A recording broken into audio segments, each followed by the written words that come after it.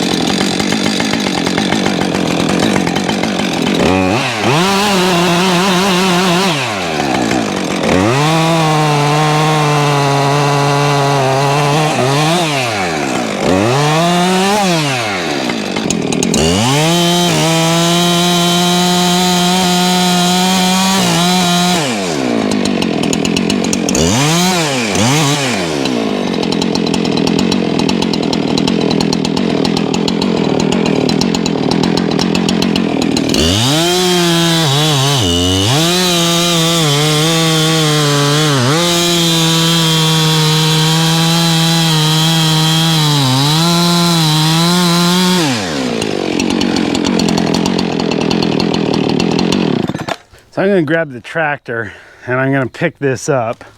I think it's pretty much loose right here, but not really sure what that other side's going to do. So we're just going to be safe versus being sorry.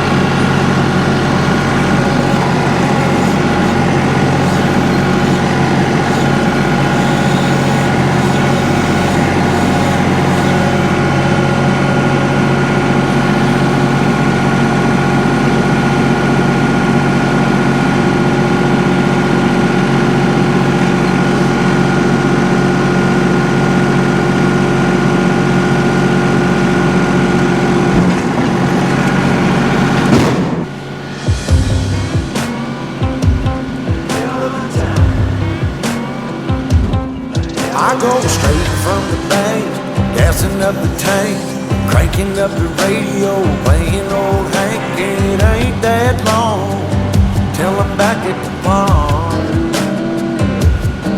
I'm pulling up the truck down at the dock. It's time to do some cruising, baby, get a little stuck. It's a Saturday joyride, Percy Feast is the spot to take the blues away. We're on a boat, we're feeling fine, drinking Tennessee whiskey, a big blue sky. We're going up, we're coming down, there's a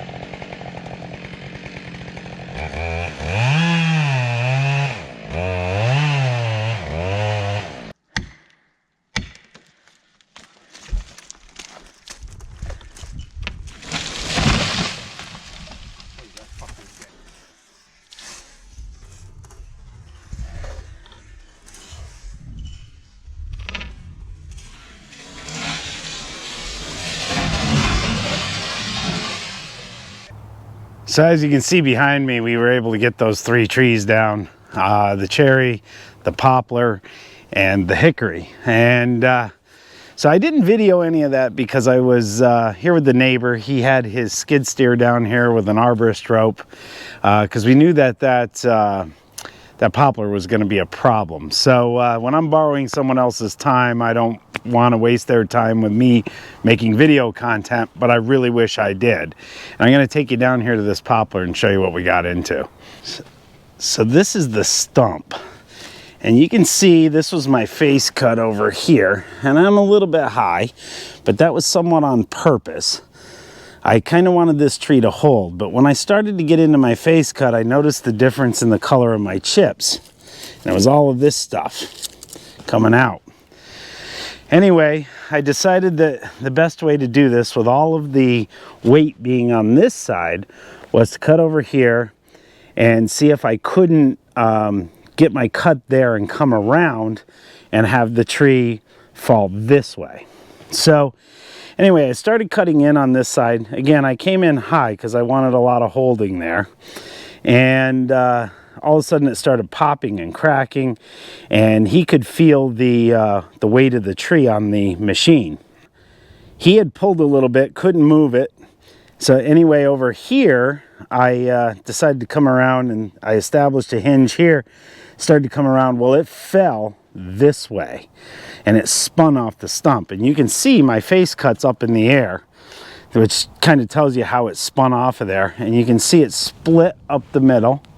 It split down the middle of the stump all the way to the ground, if you can see that.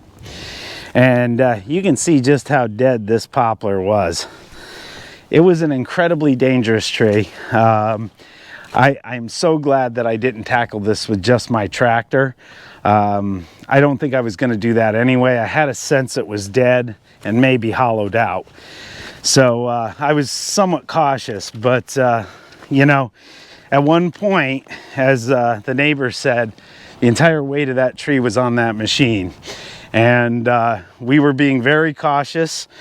I got done and I could hardly catch my breath, and we were talking about how adrenaline gets you.